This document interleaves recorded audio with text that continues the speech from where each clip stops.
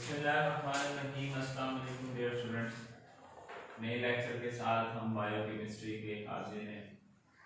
अब हम बायोकेमिस्ट्री पढ़ेंगे। पहला lecture due to some technical problems हमारा बीच से डिस्कनेक्ट हो गया। Sorry to say. Voice unmute है मेरी, क्या हुआ? म्यूट है क्या? अनम्यूट ही था आप लोगों को, क्या वॉइस नहीं आ रही? तो अब आए बायोकेमिस्ट्री की अपनी बुक्स निकाल लें। कल हमने कार्बोहाइड्रेट स्टार्ट किए थे।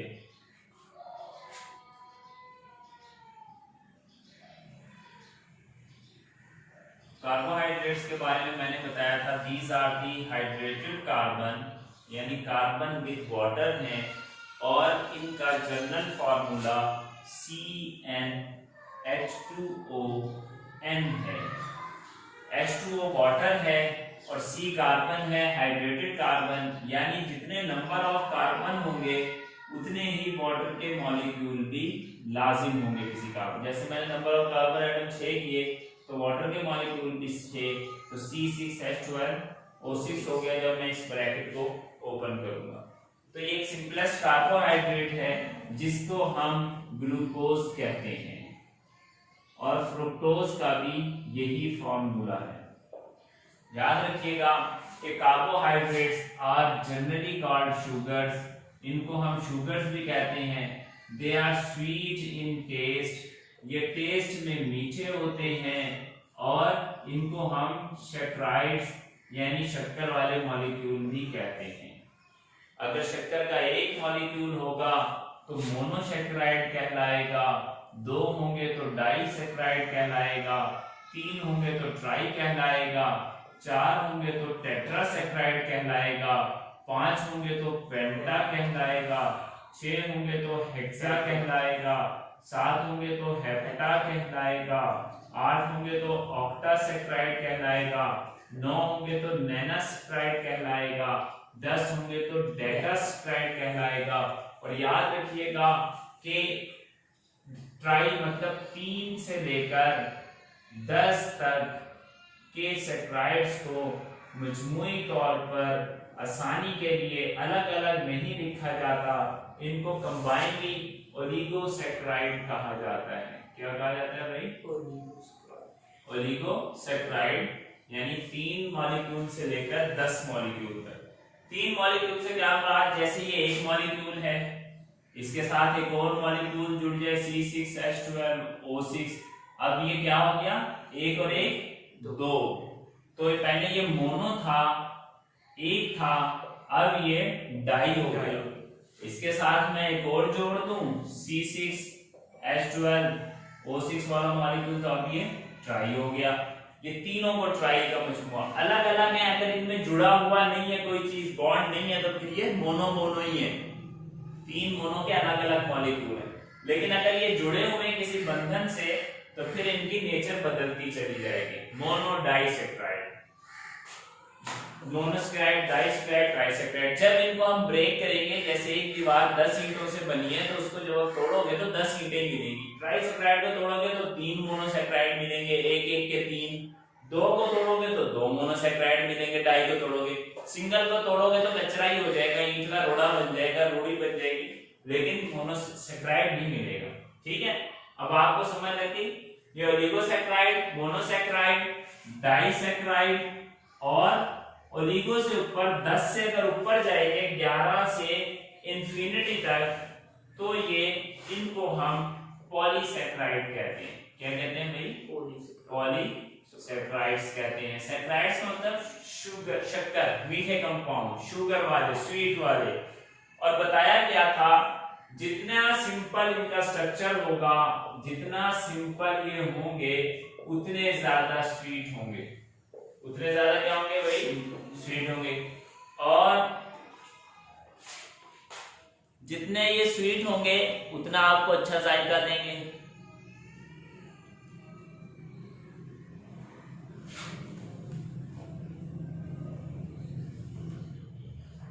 सिर्फ आपको ही नहीं आ रही, बाकी सबको तो आवाज आ रही है। यहां से आपको आवाज क्यों नहीं आ रही है भाई?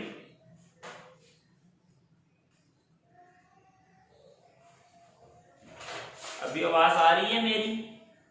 सब स्टूडेंट्स मुझे सुन पा रहे हैं? बहरहाल जितने स्पीड्स होंगे उतने सिंपल होंगे। मिसाल के तौर पर ये आगे जुड़ते चले जाते हैं, C6H12O6 C6H12O6 C6H12O6। देखो मॉलिक्यूलर साइज बड़ा हो रहा है। मॉलिक्यूलर साइज क्या हो रहा है भाई? बड़ा हो रहा है। मॉलिक्यूलर साइज बड़ा हो रहा है। मॉलिक्यूलर साइज के बड़े होने की वजह से, मॉलिक्यूलर साइज इंक्रीज होने की वजह से इसकी मिठास, इसकी स्वीटनेस कम हो जाएगी। स्वीटनेस क्या हो जाएगी भाई? कम।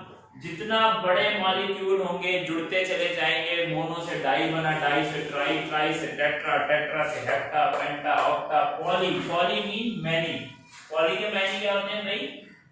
मैनी, बहुत से। तो मैनी अगर ज्यादा सैकराइड जुड़ जाएंगे तो बिल्कुल फीका हो जाएगा। इसकी मिसाल ऐसे ही है कि आलू के अंदर पॉलीसैकराइड होता है, कार्बोहाइड्रेट पाया जाता है जो कि पॉलीसैकराइड है। जब जमीन से आलू निकलता है वो फीका होता है। With the passage of time वो पॉलीसैकराइड जो है डाइसैकराइड में कन्वर्ट हो जाता है और आलू मीठा हो जाता है। यानी वो पॉलीसैकराइड की एक बड़ी चेन टूट कर दो के जोड़े में कन्वर्ट हो जाती है, छोटे छोटे मॉलिक्यूल में, और आलू मीठा हो जाता है। वरना ओरिजिनली आलू फीका होता है। इसी तरह प्याज में स्टार्च पाया जाता है जो कि पॉलीसैकराइड है, प्याज भी फीकी होती है। इसी तरह शकरकंदी, इसी तरह दूसरी चीजें, कच्चे फल फीके होते हैं। जब वक्त के साथ वो पकने पे आते हैं तो उनका ये पॉलीसैकराइड्स, बड़ी चेन वाले लार्ज मॉलिक्यूलर वेट वाले सैकराइड्स मोनो में या डाइसैकराइड में कन्वर्ट हो जाते हैं और वो फल भी मीठे हो जाते हैं। ठीक है, ये तो कल के लेक्चर का इंट्रोडक्शन था। इसका जनरल फार्मूला आपको बताया। उसके अलावा इसमें उन्होंने बताया था कि कुछ एक्सेप्शन है जनरल फार्मूले की, कि कुछ कार्बोहाइड्रेट्स हैं और वो इस जनरल फार्मूले पर पूरे भी नहीं उतरते, जैसे C6H12O5 जिसको रैमनोज शुगर कह रहे थे। और कुछ का बताया कि उस जनरल फार्मूले पर पूरे उतरते हैं लेकिन वो कार्बोहाइड्रेट नहीं है, एसिड्स हैं, ये भी आपको बताया। आज हमने इनका पढ़ना था फंक्शनल ग्रुप। आज हमने क्या पढ़ना था भाई? Functional group. तो फंक्शनल ग्रुप जो है कार्बोहाइड्रेट्स के अंदर दो हैं। पेज नंबर 3 पर आज मैं आपको इसका फंक्शन ग्रुप पढ़ा रहा हूं। तो फंक्शन ग्रुप कार्बोहाइड्रेट्स के अंदर कितने हैं भाई?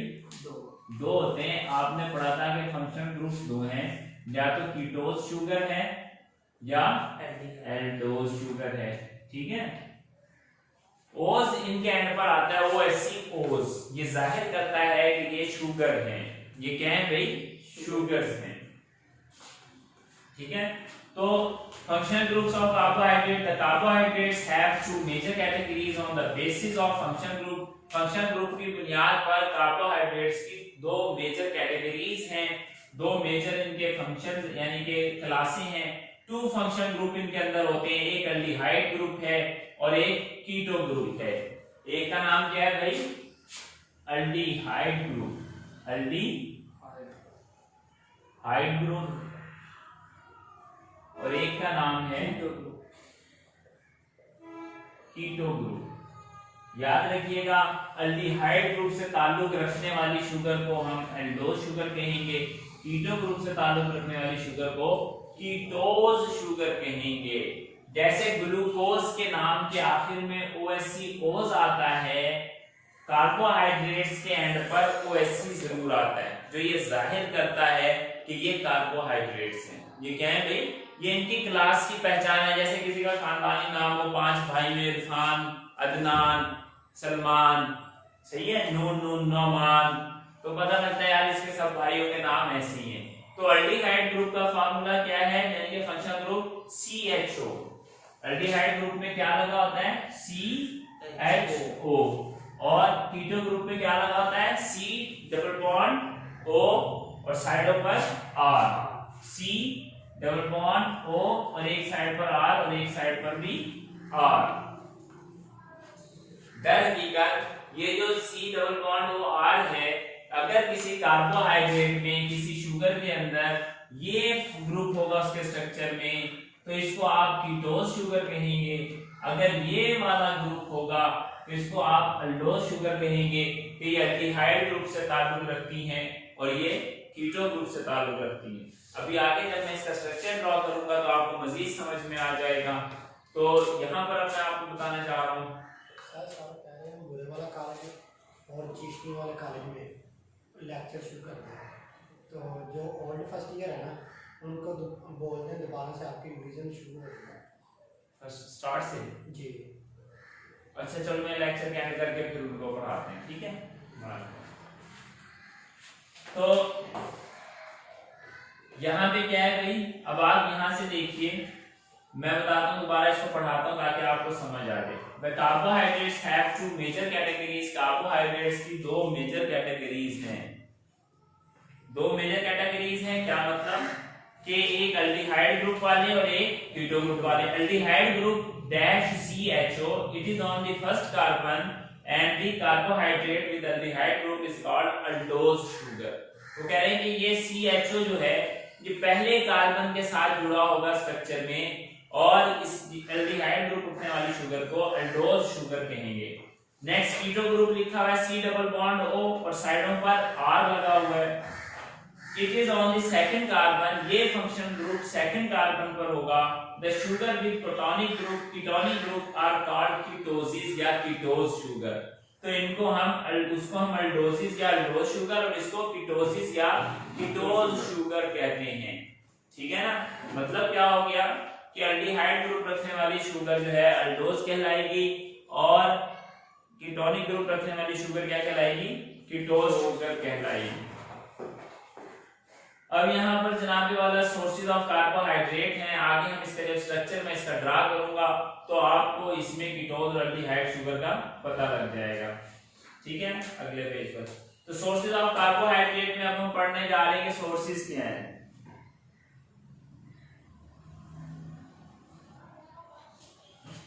Carbohydrates are the natural compounds, carbohydrate जो हैं ये कुदरती तौर पर पाए जाने वाले कंपाउंड्स हैं। And their basic source is plant, और इनका बुनियादी सोर्स, बुनियादी जरिया जो है वो पौधे हैं।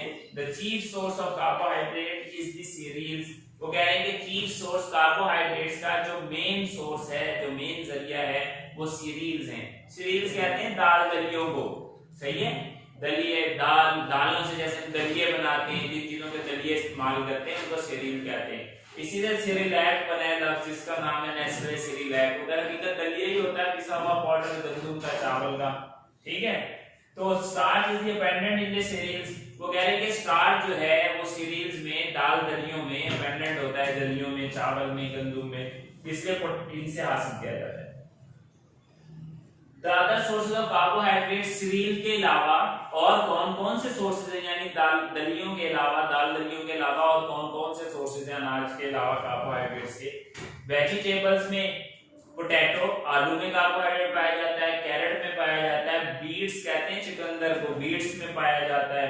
लेग्यूम्स यानी फली वाले पौधों में पाया जाता है, मिसाल के तौर पर पीनट्स में और लेंटिकल में। पीनट्स कहते हैं मूंगफली को, लेंटिकल कहते हैं दालों वगैरह को, इनमें पाया जाता है, ठीक है। और फ्रूट्स में किन में होता है, both sweet and non sweet fruits provide carbohydrate. वो कह रहे हैं कि दोनों फ्रूट्स जो मीठे हैं या फीके हैं, दोनों में कार्बोहाइड्रेट मौजूद होता है। अब आप कहेंगे सर अगर मीठा नहीं है तो कार्बोहाइड्रेट कैसे है, कार्बोहाइड्रेट का मतलब तो मीठी चीज है। लेकिन मैंने आपको बताया कि जब कार्बोहाइड्रेट का स्ट्रक्चर कॉम्प्लेक्सिटी की तरफ जाता है तो इनकी मिठास कम होती चली जाती है। जितना पेचीदा खानदान इनका बढ़ता चला जाएगा मिठास कम होती चली जाएगी, जितने सादा होते चले जाएंगे मिठास बढ़ती चली जाएगी। समझ आ रही है बात। तो वो फल जो फीके होते हैं उनमें भी कार्बोहाइड्रेट होता है, लेकिन उनमें कौन सा कार्बोहाइड्रेट होता है, पॉलीसैकेराइड, कि उनमें यूनिट्स बहुत ज्यादा हैं, 10 से 1000 तक हैं। और जो मीठे होते हैं उनमें डाइसैकेराइड होता है या मोनो होता है।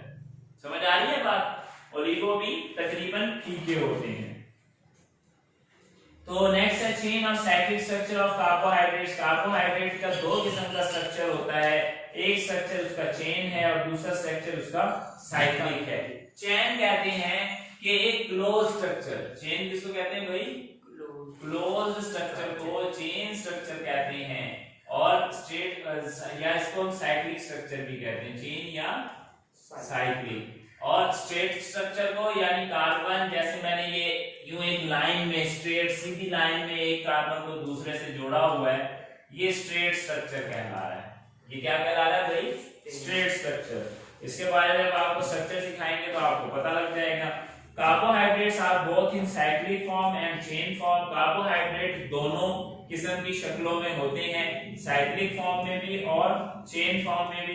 And they both forms are in equilibrium state, और वो कहने के इसकी जो दोनों फॉर्म्स हैं वो इक्विलिब्रियम स्टेट में होती हैं। इक्विलिब्रियम कहते हैं तवाजुन की हालत में। तवाजुन से क्या मुराद है कि एक ग्लूकोज के मॉलिक्यूल के अंदर एक उसका, अगर आपके पास ग्लूकोज के मॉलिक्यूल्स हैं डिफरेंट किस्म के, तो उसमें एक ही वक्त में चेन वाले ग्लूकोज और साइकिल वाले ग्लूकोज एक जैसे एक जितने मिकदार में होंगे। चेन से क्या मुराद है, अगर हम इस स्ट्रेट लाइन को मोड़ दें, घुमा दें, छल्ला बना दें तो चेन बन जाएगा। यानी इसका ये सीधा इससे बना दें कैसे, सी सी सी, तो ये चेन बन गई ऐसे। समझ लग रही है बात? तो कह रहे हैं कार्बोहाइड्रेट सीधे भी पड़े रहते हैं और आपस में लिपटे भी रहते हैं, चेन फॉर्म में भी रहते हैं, लेकिन इक्विलिब्रियम में रहते हैं, तवाजुन की हालत में रहते हैं। ठीक है जी। Straight chain carbohydrate is equal to cyclic carbohydrate. वो बता रहे हैं कि जितने स्ट्रेट चेन कार्बोहाइड्रेट हैं उतने ही साइक्लिक चेन कार्बोहाइड्रेट एक वक्त में मौजूद हो सकते हैं। अब आप यहां पर देखिए कि इन्होंने एक कार्बोहाइड्रेट ड्रा किया है, उसका स्ट्रक्चर ड्रा किया है, जो कि अल्डोज ग्रुप के साथ अल्डिहाइड ग्रुप से ड्रा किया है। मतलब क्या हुआ, आपने पढ़ा था कि अल्डिहाइड ग्रुप ये है जिसको आपने CHO लिखा था और ये कार्बन नंबर 1 पर था। तो इन्होंने कैसे ड्रा किया कि इन्होंने कार्बन की नंबरिंग की। कैसे नंबरिंग की जरा देखो, C C C C C C। Formula है C6H12O6। क्या फार्मूला है? C6H12O6। 1 2 3 4 5 6 कार्बन आ गई। इसको उन्होंने कार्बन नंबर 1 दिया, इसको 2 दिया, इसको 3 दिया, इसको 4 दिया, इसको 5 दिया, इसको 6 दिया। अल्डिहाइड ग्रुप हमेशा कार्बन नंबर 1 पर होता है। अल्डिहाइड ग्रुप हमेशा कहां होता है? कार्बन नंबर 1 पर। अब अगर मैं CHO को खोलूं, इस वाले CHO को मैं खोलूं, खोलने से मुराद ये कि ऑक्सीजन की वैलेंसी 2 होती है, तो ऑक्सीजन डबल बॉन्ड के साथ कार्बन से जुड़ जाएगा और एक साइड पर हाइड्रोजन सिंगल बॉन्ड के साथ जुड़ेगा, क्योंकि हाइड्रोजन की वैलेंसी 1 है। जिस कंपाउंड की जितनी वैलेंसी होती है वो उतने ही बॉन्ड बनाता है। कार्बन की वैलेंसी 4 होती है, ऑक्सीजन की वैलेंसी 2 होती है, नाइट्रोजन की वैलेंसी 3 होती है। तो जिस कंपाउंड की हाइड्रोजन की वैलेंसी 1 होती है, एक के मुराद के हाइड्रोजन 1 बॉन्ड बनाएगा, तो ऑक्सीजन की वैलेंसी 2, तो इसने कार्बन नंबर 1 के साथ 2 बॉन्ड से जुड़ गया। कार्बन की वैलेंसी 4, कार्बन ने 4 बॉन्ड बनाने हैं। अब कार्बन के 2 बॉन्ड तो ऑक्सीजन से बन गए, ऑक्सीजन के 2 बॉन्ड कार्बन से बन गए। ऑक्सीजन के पास अब कोई सीट खाली नहीं है। ऑक्सीजन के पास 2 सीटें थी, उसने वो दोनों सीट्स कार्बन से शेयर कर ली। कार्बन के पास 4 सीट्स खाली थी, उसने अपनी 2 सीट्स ऑक्सीजन से शेयर कर ली। अब कार्बन के पास 2 सीटें खाली हैं, एक को वो हाइड्रोजन को अकोमोडेट कर देता है एक सीट पर, हाइड्रोजन को एक सीट खाली है हाइड्रोजन के पास, एक कार्बन के पास, इन दोनों ने अपनी अपनी सीट शेयर कर ली, अपनी अपनी सीट शेयर कर ली। इसी तरह जो कार्बन की 1 2 3 जो चौथी सीट है, टोटल 4 सीटें हैं, वो अपने अगले कार्बन की अपनी फैमिली मेंबर से वो एक रिश्ता जोड़ लेता है, एक रिश्ता अपनी फैमिली मेंबर जोड़ लेता है। जैसे रिश्ता होता है बेटे वाला बेटी देता है, बेटे वाला बेटा देता है, तो वो बेटा और बेटी 2 बंधन के जैसे 2 रिश्ते आपस में जुड़ गए। जिसके 5 बेटे हैं वो 5 रिश्ते कर सकता है, जिसकी 5 बेटियां हैं वो 5 रिश्ते कर सकता है, वो 10-12 नहीं कर सकता। इस तरह कार्बन 4 बॉन्ड बना सकता है, 4 बंधन 4 रिश्ते बना सकता है, और ये रिश्ता म्यूचुअल शेयरिंग का होता है, जिसको कोवेलेंट बॉन्ड कहते हैं। यानी अपनी पूरी सीट उठा के ऑक्सीजन को नहीं देगा, जैसे एक साइड से लड़का आ रहा है एक साइड से लड़की, तब रिश्ता बन रहा है। इसी तरह ऑक्सीजन अपनी सीट शेयर कर रहा है और कार्बन अपनी शेयर कर रहा है। तो 2 सीटें ऑक्सीजन ने शेयर की, 2 कार्बन ने, कार्बन की वैलेंसी 2 हो गई, यहाँ एक हाइड्रोजन शेयर दिए कार्बन ने, कार्बन की यहाँ पे 3 हो गई, हाइड्रोजन की एक पूरी हो गई, यहाँ एक कार्बन के साथ इसने शेयर कर ली। इस तरीके से इस कार्बन की वैलेंसी कितनी हो गई? 4। कितनी वैलेंसी हो गई भाई? 4। कार्बन के 4 बॉन्ड बन गए, ऑक्सीजन के 2 बन गए, हाइड्रोजन का 1 बन गया। देख लो ये एक बॉन्ड, कार्बन के 4, 1 2 3 4, और इस कार्बन के इसी तरह 4 बनेंगे, इसके 4 बनेंगे, इसके 4 बनेंगे, इसके 4 बनेंगे, इसके 4 बनेंगे। अब अगले कार्बन का बॉन्ड कैसे बनता है? अगला कार्बन क्या करता है? एक बॉन्ड तो उसने कार्बन नंबर 1 से बना लिया, कार्बन नंबर 2 ने, एक बॉन्ड उसने कार्बन नंबर 3 से बना लिया, नीचे अपनी फैमिली में उसने 2 रिश्ते कर लिए, 2 उसने बाहर करने हैं। अब 2 रिश्ते उसकी फैमिली में हो गए, 2 रिश्तों की जगह है, ठीक है। तो यहां पर हमने क्या किया, एक रिश्ता इसने हाइड्रोजन से कर लिया और एक रिश्ता इसने हाइड्रोक्सिल ग्रुप से कर लिया। किससे कर लिया? हाइड्रोक्सिल ग्रुप से। अगर ये ऑक्सीजन से रिश्ता करेगा तो ऑक्सीजन को रिश्ता करने के लिए 2 रिश्ते चाहिए, तो फिर ये कार्बन की वैलेंसी डिस्टर्ब हो जाएगी। कैसे? 1 2 3 4 5 तो हो ही नहीं सकती। ऑक्सीजन की तो 2 पूरी हो गई, कार्बन की क्या हो गई भाई? डिस्टर्ब हो गई। कार्बन के सिर्फ 4 बन सकते हैं। तो यहां पर क्या हो गया भाई? वो ऑक्सीजन से अकेला रिश्ता नहीं बना सकता, वो क्या करेगा? वो बनाएगा रिश्ता ऑक्सीजन से, बनाएगा रिश्ता ऑक्सीजन से ही, लेकिन इस अंदाज से बनाएगा कि वो ऑक्सीजन को कहेगा कि आपके पास 2 रिश्ते हैं, 2 बच्चे हैं आपके, एक मुझे दे दो, एक आप बाहर खानदान में कर लो। तो ये ऑक्सीजन दूसरा रिश्ता हाइड्रोजन को दे देगा। दूसरा रिश्ता किसको दे देगा? इस तरह एक नया हाइड्रोजन आकर इस कंपाउंड में, इस हाइड्रोजन की वैलेंसी भी 1 पूरी ऑक्सीजन के साथ, इस ऑक्सीजन की वैलेंसी भी 2 पूरी, एक कार्बन से और एक हाइड्रोजन से। इस हाइड्रोजन की वैलेंसी 1 पूरी कार्बन से, इस कार्बन की वैलेंसी 4 पूरी, 1 2 3 4 बंधन पूरे हो गए। तो इसको हम COH को अलग से जाहिर करने की बजाय OH अकेला लिख देते हैं। दर हकीकत इसकी जो एक्सप्लेनेशन है वो इस तरीके से है, मैं ब्रैकेट में इसको खोल के लिख देता हूं। ये कार्बन के साथ O लगा और O के साथ आगे हाइड्रोजन लगा, समझ आ रहा है? ये COH दर हकीकत उसकी प्रेजेंटेशन ये है, समझ रहे हैं बात? लेकिन उसको हमने जोड़ के लिख दिया इसलिए कि अंडरस्टूड है ऑक्सीजन ने एक बॉन्ड कार्बन से बनाया और एक हाइड्रोजन से। समझ आ रही है बात? इसी तरह अब अगला कार्बन भी करेगा।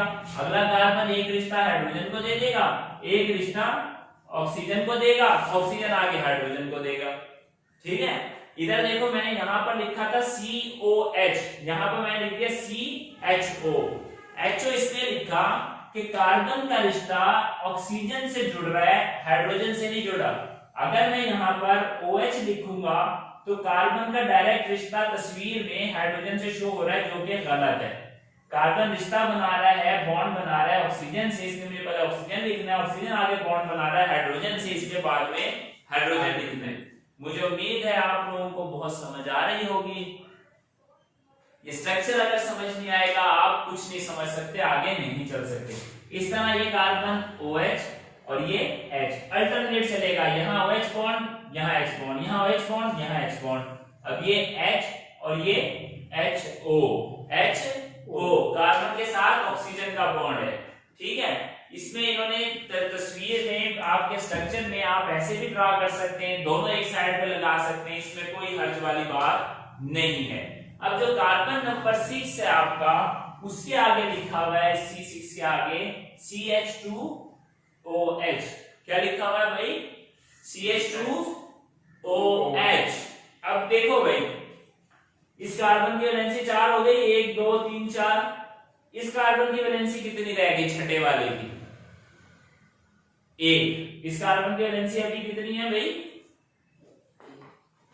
1 है। 1 कैसे है कि ये कार्बन ने अभी सिर्फ अपनी बाहर की फैमिली के साथ रिश्ता किया हुआ है। किसके साथ रिश्ता किया हुआ है?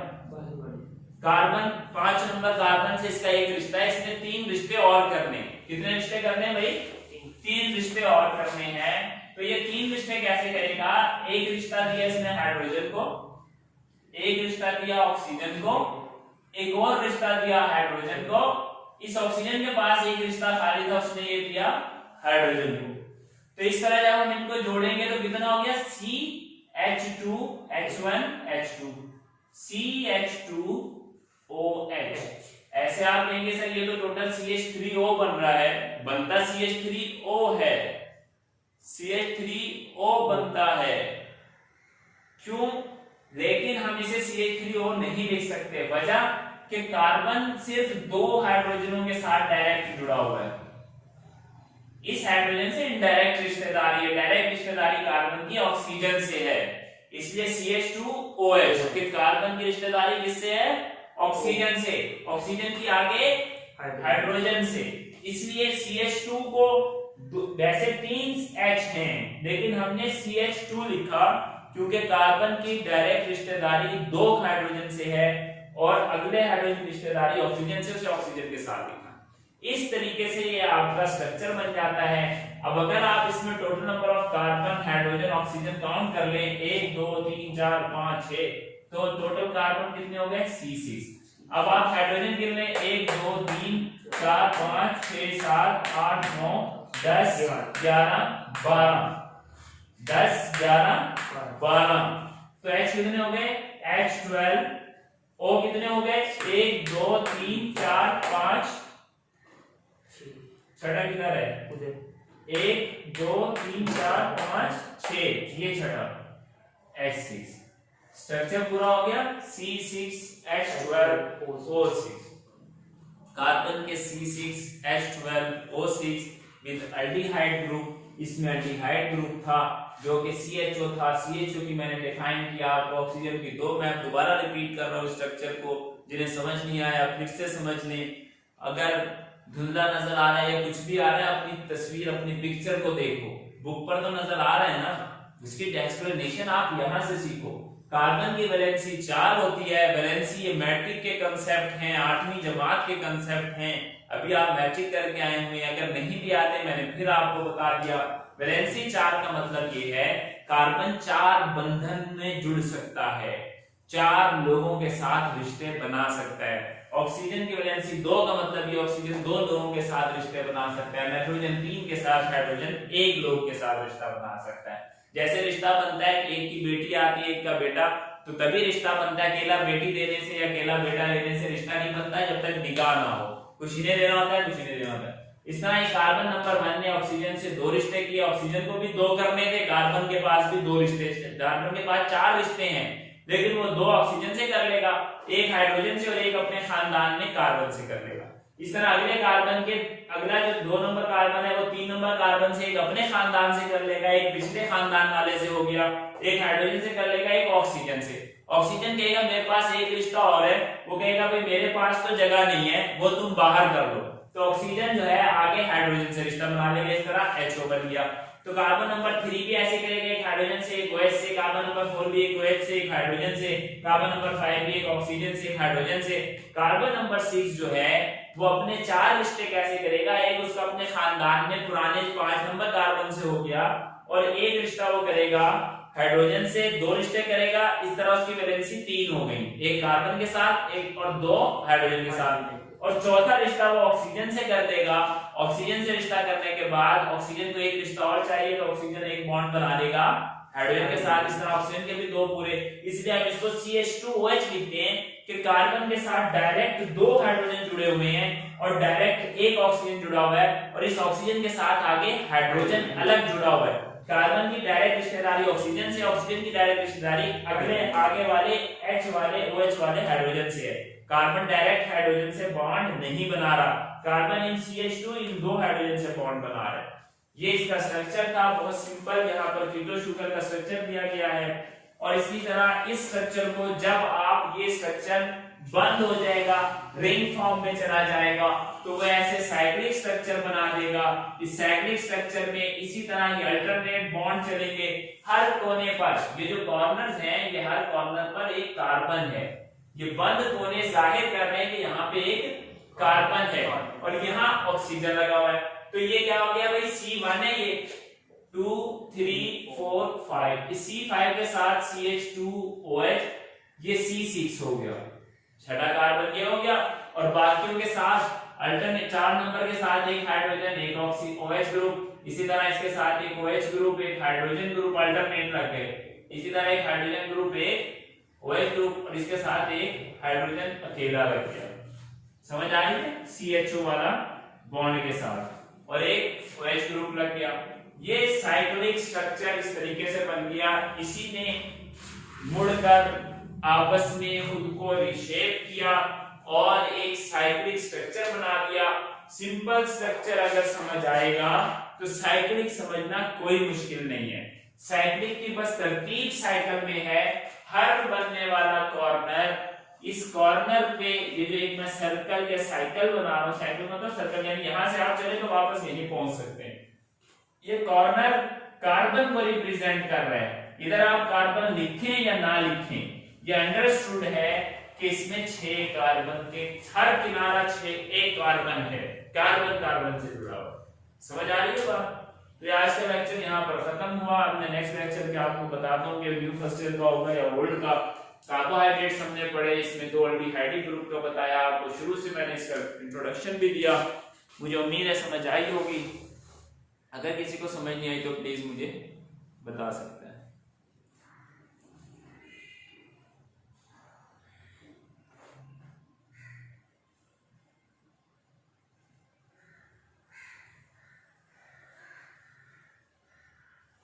प्लीज कर दूं सर? जी मिटा दें।